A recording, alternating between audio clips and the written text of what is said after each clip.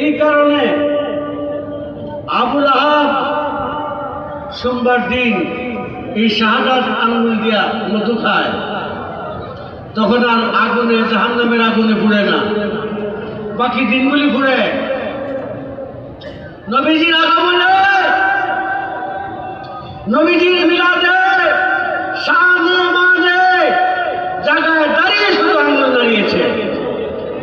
এই উসিলে আঙ্গুল দিয়ে মধু আসছে।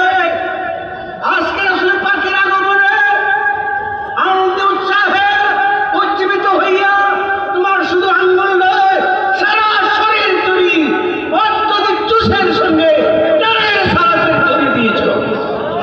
আল্লাহর আইন যদি আবুল আহাব কাফের হওয়ার পরে আঙ্গুল দিয়ে মধু আসে, তুমি আমি কি কাফের না ইমানদার মুসলমান? গুনাহ থাকতে পারে,